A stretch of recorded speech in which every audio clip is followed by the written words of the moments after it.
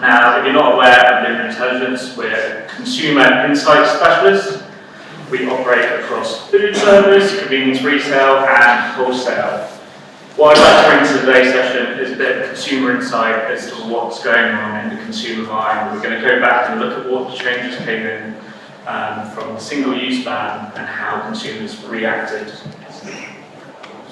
So, to get us started, I just wanted to set the scene.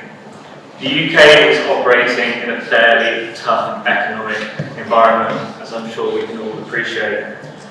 Growth remains sluggish, inflation started to ease, but pressure on household finances continues, especially with the latest going on in the Middle East, to anyone who's tried to fill up their car recently. Consumer confidence has been volatile, reacting sharply to political events. It was on a bit of an uptick back in January. Once this is updated in March, I anticipate it will go back down again. And when we speak to business leaders across the industry, we ask them which of the following are the most important long-term trends for your business, whether that be the eating out market or grocery retail. It's the squeeze on household budgets that continues to dominate. At the same time, younger consumers are behaving differently, and we know that young consumers are massive uptakers of alternative tobacco products.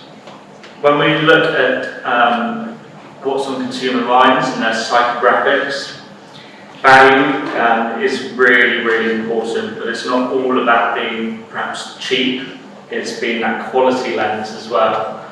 So providing good quality products at great value. Health is a long-term consumer trend that's having more and more impact across the UK market. I appreciate we don't associate this category, but consumers in general are getting more mindful and healthy about the decisions they make on a day-to-day basis, so always one just to be aware of. Some stats that you might be familiar with, but I just wanted to ground ourselves in them.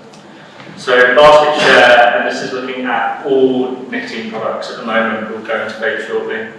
It's down 2% for cigarettes and tobacco, an industry we know has had sustained change over a number of years. The average basket spend is £11 more, or £20 in total, for those purchasing cigarettes, tobacco alternatives as part of their convenience retail shop. 93% of purchases are made within the store, and 7% are made via delivery, which is a slightly growing channel within the market. 22% of nicotine purchases are on impulse, and proximity is one of the biggest drivers for store choice. So that locality, and especially what convenience retail brings to the market, of that community store. This slide reinforces that nicotine shoppers are highly habitual. Yes, proximity is king, but familiarity matters too. 1 in 5 nicotine trips are driven by friendly staff. That relationship with the store and the reassurance that their products are in stock plays a big role, and we've already spoken about perhaps education today, and making sure that retailers, wholesalers, suppliers, manufacturers are able to educate through that pipeline to the end consumer. Symbols and independence punch above their weight with the nicotine shoppers. Compared to the total convenience, these channels capture a larger share of cigarette, tobacco and alternative trips, highlighting how important the category is to driving footfall and loyalty within these stores.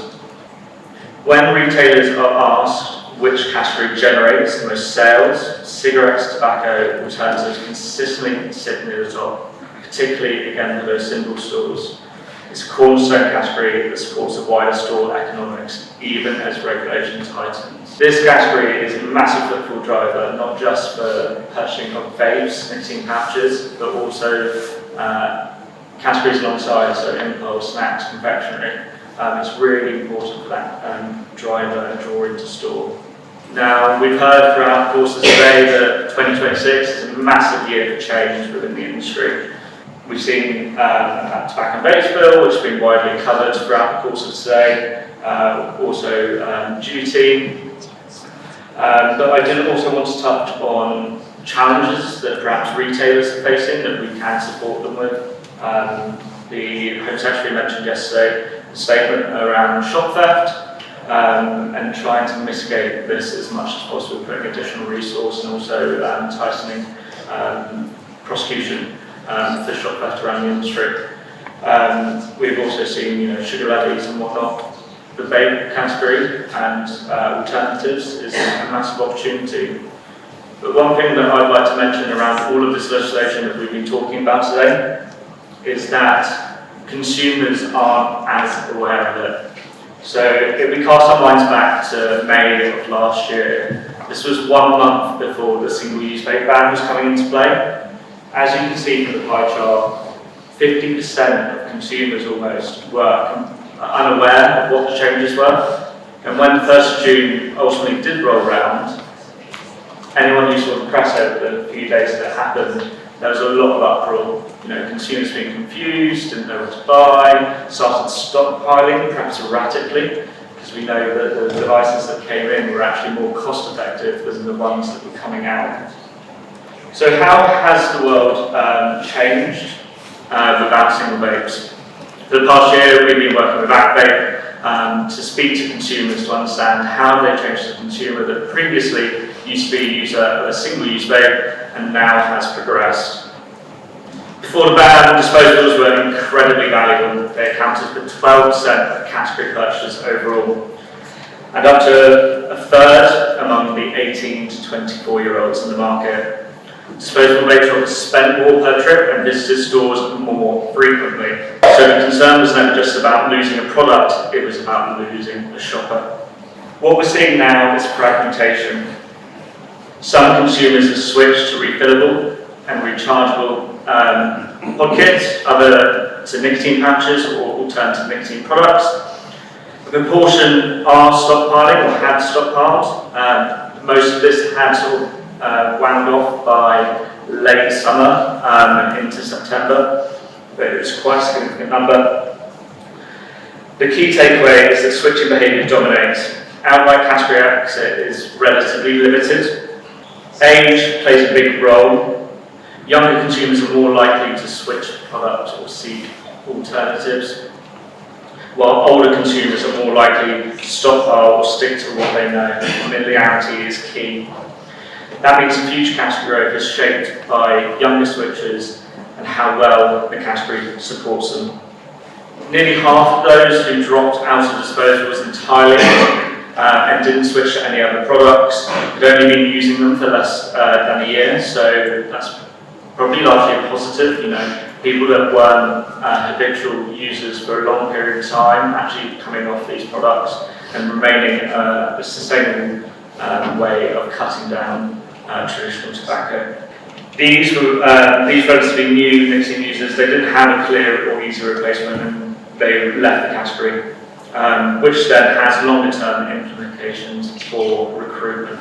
Reusable vapes remain the #1 alternative, so pockets.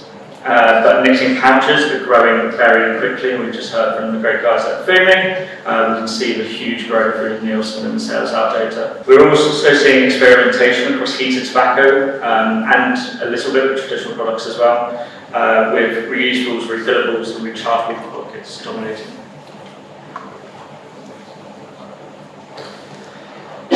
Now here's one of the biggest challenges. Even when consumers switch to reusables, many are discarding them rather than reusing. We heard this earlier in the day. They've seen the pockets, consumers buy them, they're already recharged, they're very similar to what went out back in June of last year.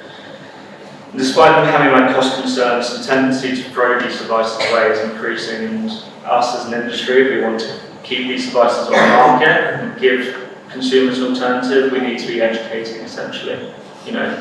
Share the fact that pod kit 2-packs, they're more cost effective in reusing and recharging that device. Now this slide, it profiles switchers who are new to nicotine pouches.